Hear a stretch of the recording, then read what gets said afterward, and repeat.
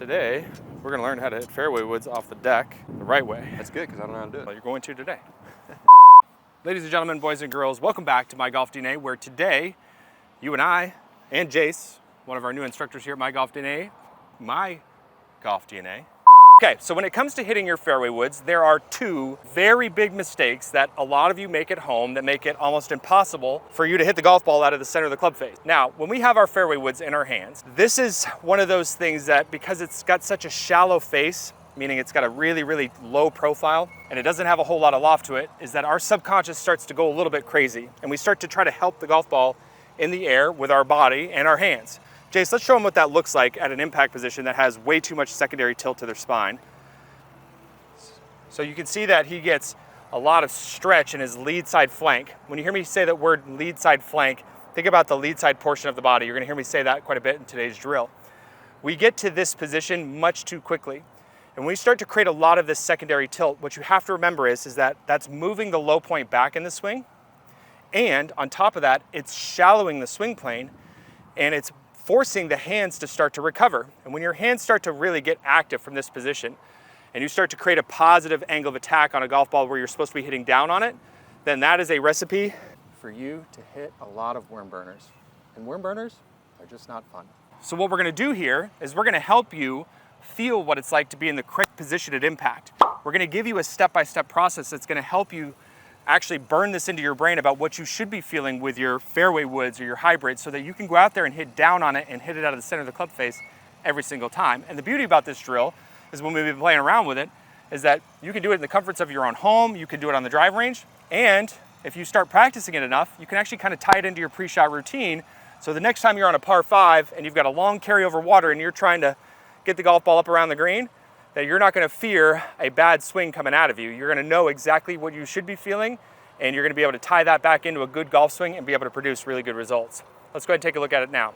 So first thing that we're going to do is we are going to make sure that our stance width is perfect. We don't want a big wide stance when it comes to our longer clubs. I know a lot of you at home have been trained to go wider and move the ball position forward. We're going to keep our stance width exactly the same as we would have with an 8-iron or a pitching wedge. We want to be just a little bit wider than our pelvis, and we want our ball position to be off of our lead ear. Now, what we're going to do here is we're going to go ahead and move our body into a light impact position. Now, what a light impact position is where you're going to shift your hips over to your lead side and have about 80 to 90% of your weight underneath your lead ankle. Your hips are going to be open 10 to 15 degrees. Your spine is going to be fairly upright. So you should be forming a straight line from your ankle, through your knee, through your hip socket, and your shoulder. And what you can notice here is that he's got the club just resting in his lead arm. Now, what we're going to do from this light impact position is we're going to do a series of 9 to 3 swings. We're just going to get the lead arm to swing back and forth freely, and we're going to try to keep our chest and our head very quiet.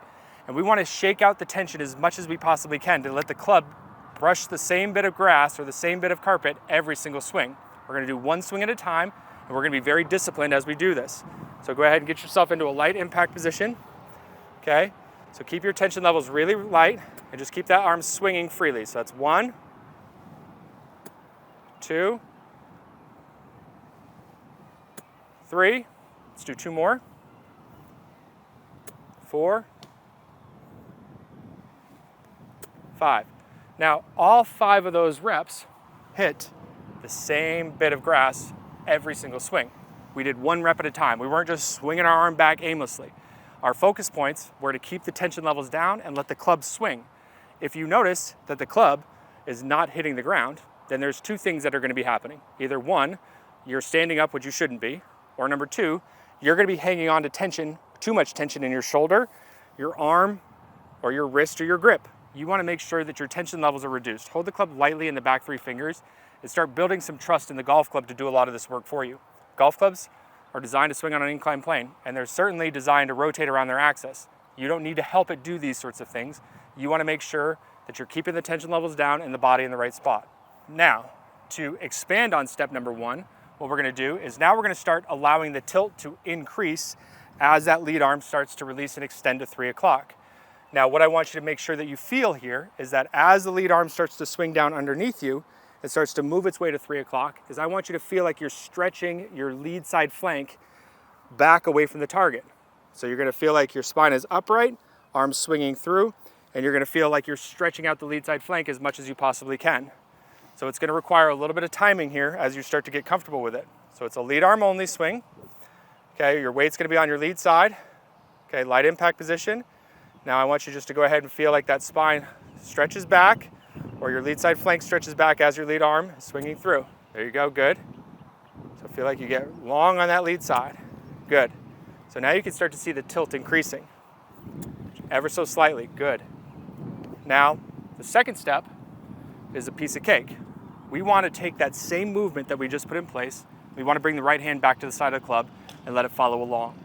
Now, when we bring the right hand back to it, what I tend to like people to do is to start introducing some movement here, introducing some weight shift back to the mix. So when Jace takes his setup here, what we're gonna do is make sure our stance width is not too wide, and we're gonna just basically think about right heel or right ankle, left ankle, and then release. Now when we're letting it release, what we're gonna be doing is keeping that lead arm moving, make sure our spine feels upright at the point of contact, and we're gonna feel like we stretch out the lead side flank as the hands and arms go passing in front.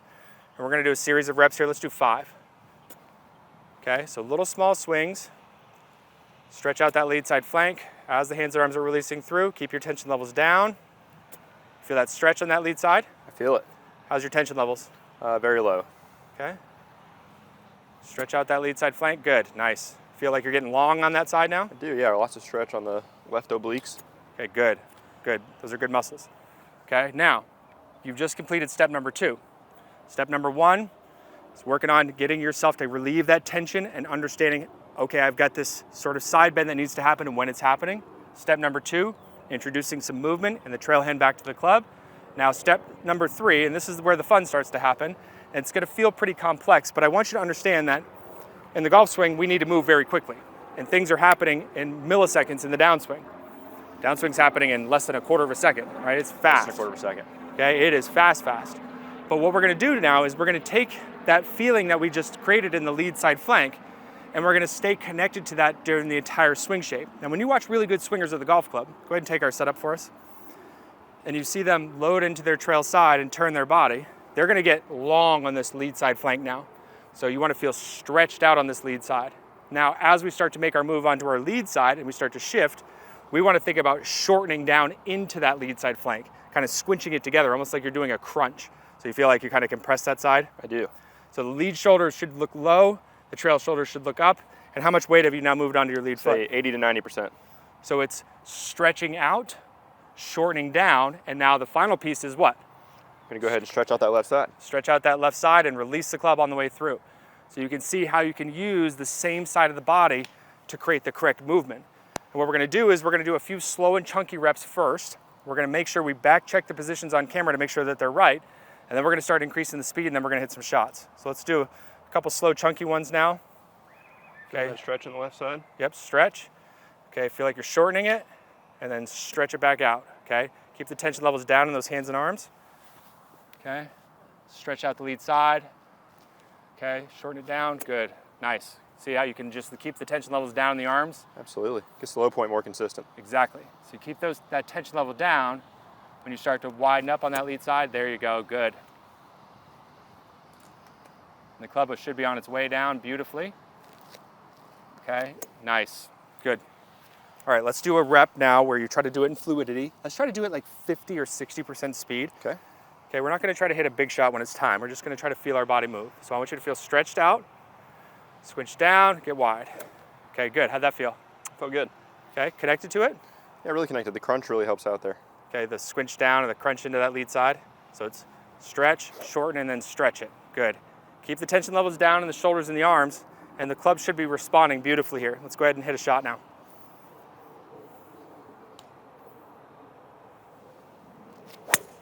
Really good there. Really, really good. Good solid down contact. Absolutely. Take a nice little divot. Nice little divot, little brush. Yeah, not so too deep. That's the big thing, is that we have to understand that when it comes to swinging the golf club, everybody's a little bit different. We know that in order to be able to compress the golf ball, we need to be hit down on it. And a lot of people have this misconception that you've got to take these monstrous divots. It's not the case at all.